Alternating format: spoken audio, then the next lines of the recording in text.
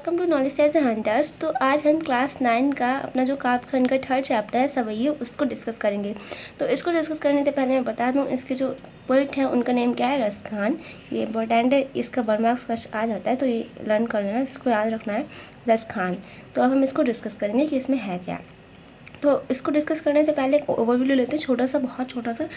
Overview में क्या है कि जो कवि हैं रसखान, उनके द्वारा रचित क्या है, सवैये रचित है, मतलब लिखे गए हैं जो सवैये लिखे गए हैं।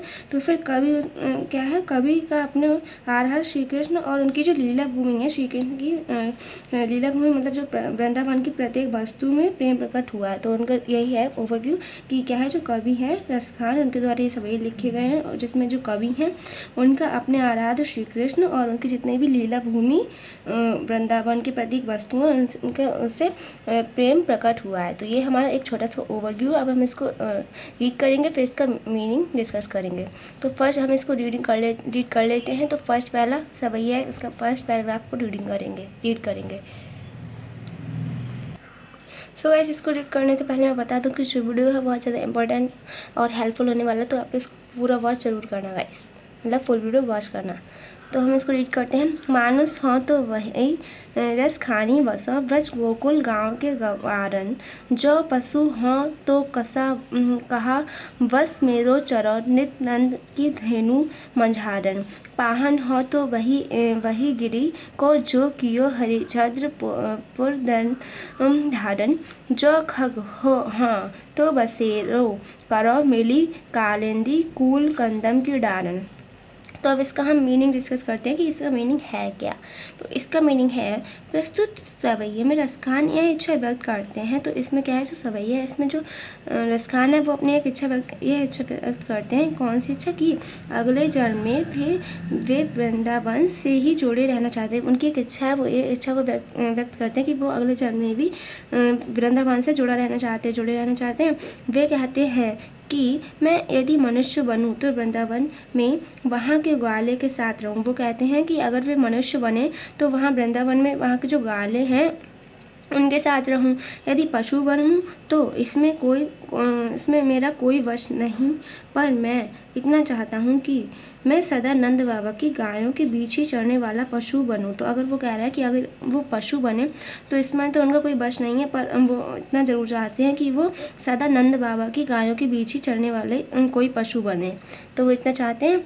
और फिर आगे क्या है, यदि मुझे पत्थर भी बनना पड़े तो गिरिराज गोवर्धन पर्वत का पत्थर बनना चाहूँगा। और वो कहते हैं कि अगर उनको पत्थर भी बनना पड़े तो वो गिरिराज गोवर्धन पर्वत है उसका पत्थर बनना चाहेंगे, क्योंकि उसे भगवान श्री कृष्ण ने इंद्र से रक्षा करने हेतु छाता बनाकर हाथ में उठा लिया था। क्योंकि भगवान श्री कृष्ण ने क्या करा था, वो गोवर्धन पर्वत को अपनी उंगली से उठा लिया था। तो वही यहाँ पर कि छाता बनाकर हाथ में उठा लिया था वही पर्वत को।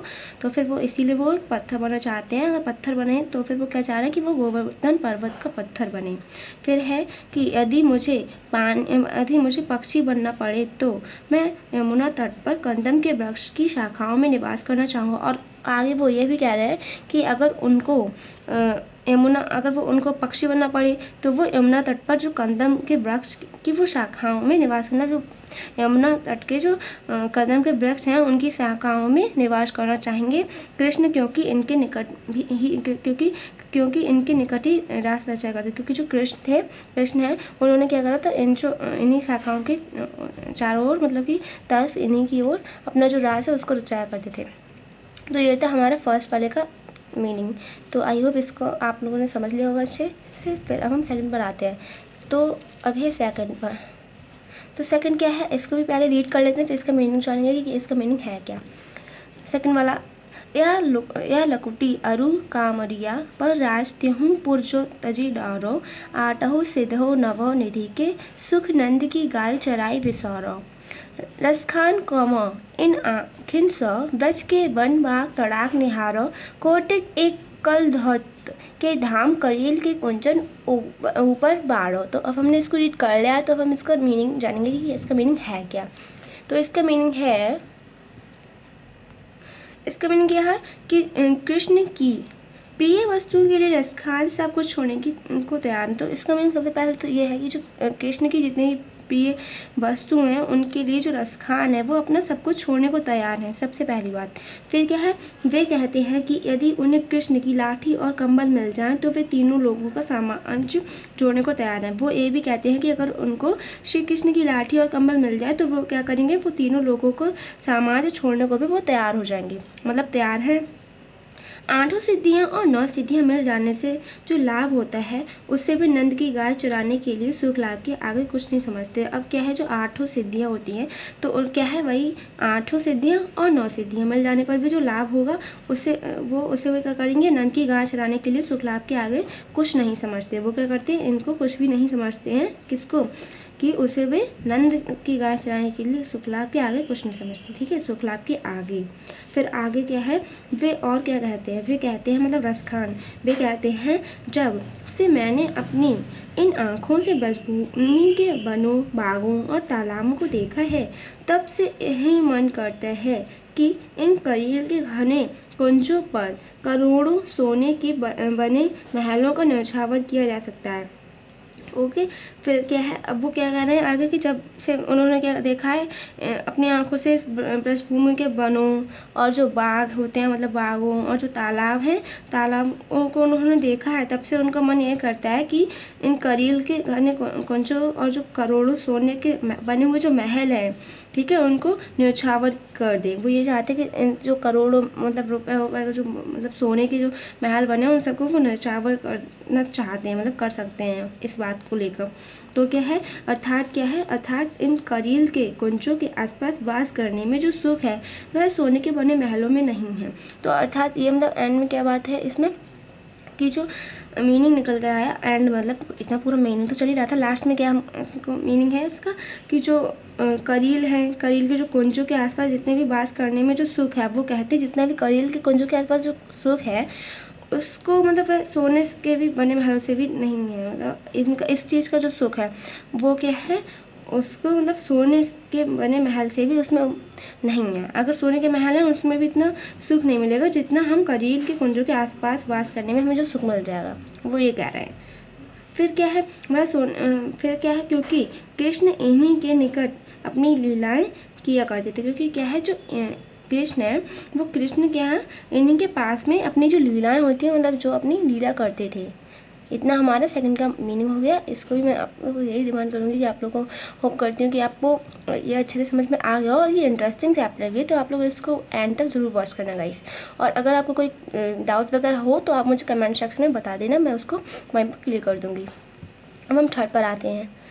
थर्ड यहाँ से है, मोर पखा सिर ऊपर रहियों, गुंज की माल गरे पहिरोंगी, ओढ़ी पितंबर लै लकुटी, बन गोवन गवारिन संग फिरौंगी।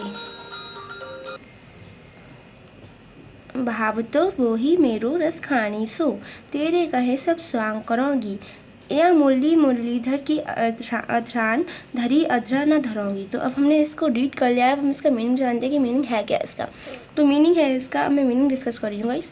तो इसका मीनिंग है, श्री कृष्ण से प्रेम करने वाली एक गोपी अपनी किसी सखी के कहने पर कृष्ण जैसे वेशभूषा धारण कर कृष्ण का रूप धारण करने को तैयार हो जाती है।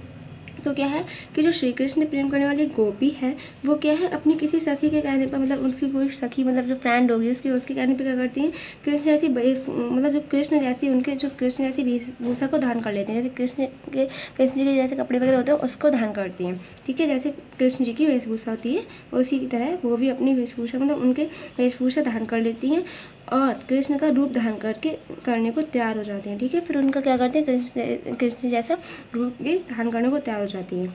फिर क्या है, वह कहती हैं मैं अपने सिर पर कृष्ण के समान ही मोर पंखों से बना मुकुट पहन लूँगी। फिर वो वैसे वेशभूषा मतलब वेशभूषा तो वैसे कर ही लेती हैं कृष्ण की तरह। फिर आगे वो क्या कहती हैं, वही सखी कहती हैं, अपने सखी के कहने पर एक गोपी कहती हैं, वो क्या कहती हैं कि अब वो श्री कृष्ण जैसे ही अपना जो मोर पंख का मुकुट लगाते हैं श्री कृष्ण जी, तो फिर क्या है वो भी उन्हीं की तरह, कृष्ण जी की तरह क्या करेंगी, मुकुट लगाएंगी, किसका, मोर पंख होगा। फिर आगे क्या है, और गले में घंगोची मतलब रत्ती की जो माला होती है उसको धारण करेंगे, जो कृष्ण की जो माला होती है गले में उसको भी वो धारण कर लेंगी, ठीक है। फिर आगे है, मैं पीले वस्त्रों को पहनकर कृष्ण के समान ही लाठी लेकर वन में गायों तथा ग्वाल बालों के पीछे घूमूंगी। फिर आगे वो ये भी कहती हैं, वो क्या करेंगे, वो भी कृष्ण जी की तरह क्या करेंगी, उनकी तरह पीले वस्त्र को पहनेंगी, येलो क्लोथ्स। फिर क्या करेंगी, कृष्ण के समान ही वो क्या करेंगी, लाठी लेकर मतलब जो लाठी है उसको लेकर जो गाय वगैरह होती हैं उनको चराएंगी और जो ग्वाल बालों के पीछे भी घूमेंगी।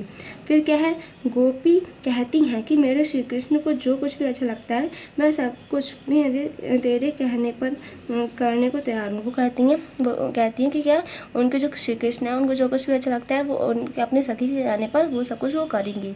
फिर आगे है, परंतु हे सखी, मैं श्री कृष्ण की उस मुरली को अपने होठों पर कभी नहीं रखूंगी जिसे कृष्ण अपने होठों पर रखकर बजाया करते हैं। मगर वो एंड में ये भी कहती हैं कि वो जो श्री कृष्ण की मुरली है उसको नहीं बजाएंगी, मतलब उसको अपने होठों पर नहीं रखेंगी, जो क्या है, जो श्री कृष्ण बजाया करते हैं। इतना हमारा थर्ड का मीनिंग हो गया गाइस। तो आई होप आपको ये भी अच्छे से समझ में आया होगा, और मुझे तो लगता है कि आपको अच्छे से समझ में तीनों ही आ चुके होंगे, क्योंकि ये जो चैप्टर है बहुत ही इंटरेस्टिंग है और बिल्कुल भी टफ नहीं है। अगर अब भी आपको कोई डाउट क्वेरी रही हो तो आप मुझे कमेंट सेक्शन में ज़रूर बताना। वैसे तो मुझे नहीं लगता, अगर किसी को रहा भी तो गाइस विदाउट हेजिटेशन मुझे बता देना, ओके गाइस, कमेंट सेक्शन में। फिर हम आगे आते हैं, अब हम फोर्थ वाले पर आते हैं। यहाँ से फोर्थ वाला रीड करते हैं पहले। काननी दै अंगुरी रही वो जबहि मुरली धुनि मंद बजय है, मोहनी तानन सो रस खानी अटा चढ़ी गोधन गह तु गह, तेरी कहूँ शीघ्रे ब्रज लोगनी कालही को कितनो समुझ है, माई रे वा मुक्की मुस्कानी सम्हारी न जाहे न जहे न जहे। तो अब हमने इसको रीड कर लिया है, हम इसका मीनिंग जानेंगे, सबकी तरह हम इसका भी मीनिंग जानेंगे। तो इसका मीनिंग क्या है, अब हम उसको डिस्कस करते हैं कि इसका मीनिंग है क्या। सो गाइस, अब हम इसका मीनिंग डिस्कस कर लेते हैं। हमने रीड कर लिया। तो इसका था, उनकी मुस्कान पर आसक्त एक गोपी अपनी सखी से कहती है, श्री कृष्ण की बंसी तथा उसकी जो उनकी मुस्कान है उन पर आसक्त होकर एक जो गोपी है वो क्या कहती हैं, गोपी अपनी सखी से कहती हैं कि जब श्री कृष्ण मंद मधुर स्वर में बंसी बजाएंगे, वो कहती हैं जब श्री कृष्ण है वो अपने मधुर स्वर में अपनी बंसी बजाएंगे तो वो अपने क्या कर लेंगी, कानों में उंगली डाल लेंगी, ताकि क्या होगा कि जो बंसी की धुन है उनको वो अपनी ओर आकर्षित ना कर सके। और श्री कृष्ण ऊंची ऊंची अट्टालिकाओं पर चढ़कर बंसी की मधुर तान छेड़ते हुए गोधन पर गाते हैं तो गाएं। वो अपने कानों में क्या कर लेंगे, उंगली डाल लेंगे, और श्री कृष्ण अगर वो गाएंगे, जो गोधन पर जो गाएंगे वो गाएं तो गाते रहें, मुझ पर उसका कोई भी असर नहीं होगा। वो कहती है उन पर उसका कोई भी असर नहीं होगा, और मैं ब्रज के समझत लोगों को पुकार कर, वो क्या कहती हैं, वो ब्रज के जितने भी समझत लोगों को पुकार कर चिल्लाकर कहना चाहती हैं, वो क्या कहना चाहती हैं कि कल को मुझे कोई कितना भी समझा ले, पर यदि श्री कृष्ण की मुस्कान मैंने देख ली तो मैं उसके बस में हो जाऊंगी। वो कहती हैं अगर कल को उनको कोई कितना भी समझा ले, अगर श्री कृष्ण की मुस्कान उनमें से किसी ने देख ली तो वो उनके वश में हो जाएंगी। हाय रीमा, उसके मुख की मुस्कान इतनी मादक है कि मैं उसके प्रभाव से बच नहीं पाऊंगा। वो कहती हैं श्री कृष्ण की जो मुस्कान है वो इतनी वो है प्रभाव से, मतलब मुस्कान उनकी कैसी मादक है तो वो उनके प्रभाव से नहीं बच पाएंगी और वह अपने सुख संभाल नहीं पाएंगे, और वो क्या है, वो अपने सुख संभाल नहीं पाएंगे। सो वैसे यहीं पर हमारा फोर्थ वाला पैरा है वो भी फिनिश हो गया, हमारा पूरा जितना भी चैप्टर है वो फिनिश हो गया, बट इसके अभी जो क्वेश्चन आंसर्स है वो रह गए। सो गाइस, मिलते हैं नेक्स्ट वीडियो में इसके क्वेश्चन आंसर्स के साथ। So guys, hope you like this video. Bye bye.